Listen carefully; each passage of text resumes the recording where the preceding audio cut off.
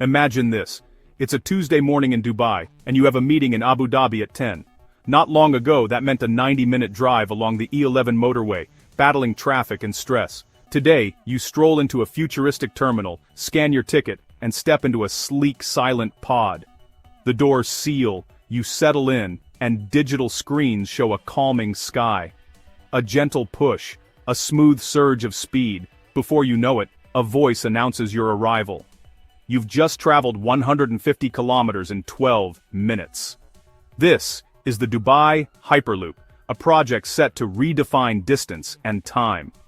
Dubai and Abu Dhabi, once separated by a long drive, are now virtually twin cities, connected by near-instant travel. You step out refreshed with time to spare. The car journey is history. This is the dawn of the fifth mode of transport. Boats, trains, cars, planes, each shrank our world. Now, magnets and vacuum tubes promise jet fighter speeds on the ground. It's a monumental leap, and it's happening now, with Dubai leading the charge. Welcome to the future of high-speed travel. Human history is the story of how we move. For millennia, we walked. Then came horses, expanding our reach and building empires. The Romans built roads, binding their world together. For centuries, the horse set the speed limit until the steam engine arrived. Trains outpaced horses, fueling the Industrial Revolution and shrinking continents. The 20th century brought cars and planes, personal freedom and global connectivity. Each leap didn't just improve travel, it transformed economies and societies. But now we're stuck. Cars in traffic, trains not fast enough, flights bogged down by airports. We need something new. Enter the Hyperloop, not just a faster train, but a fifth mode of transport. It aims to overcome the age-old barriers of friction and air resistance. Imagine gliding at jet speeds, city to city, in minutes. It's the next ambitious step in our quest to move faster. The world is ready for another leap. The Hyperloop could be it. So, what is the Hyperloop? At its core, it's a simple idea with complex engineering. Popularized by Elon Musk, it tackles friction and air resistance, the enemies of speed. The solution, a sealed tube with most of the air removed, creating a near vacuum. Inside, pods float on magnetic fields. No wheels, no contact, just levitation.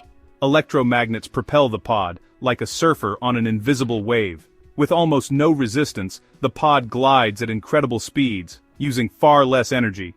It's all electric, efficient, and potentially greener than planes or trains. The result? A new way to travel, fast, smooth, and futuristic. Why Dubai?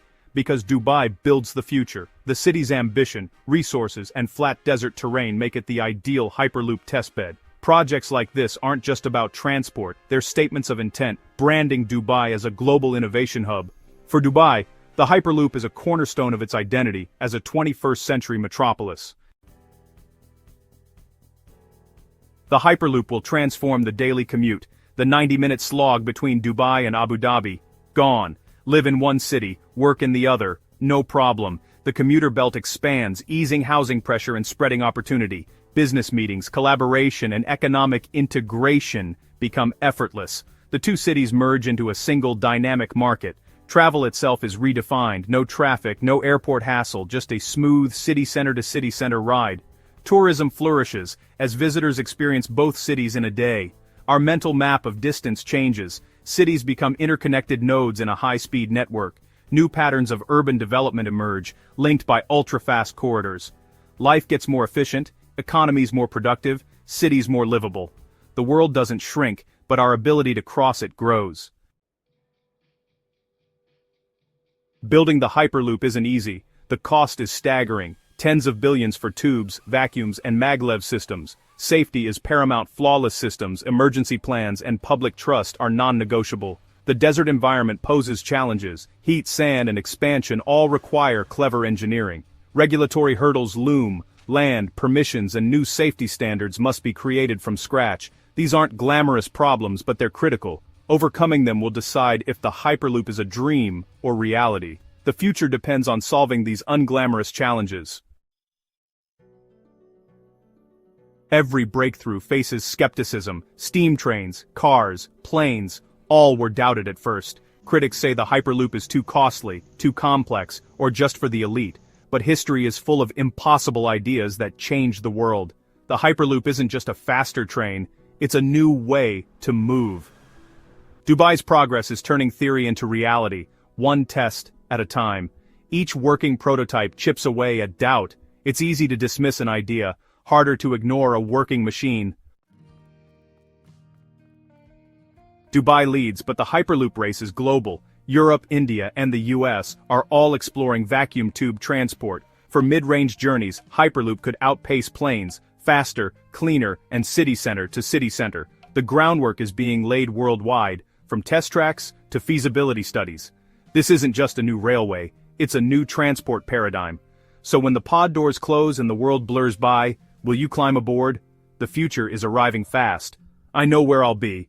First in line, ready for the ride.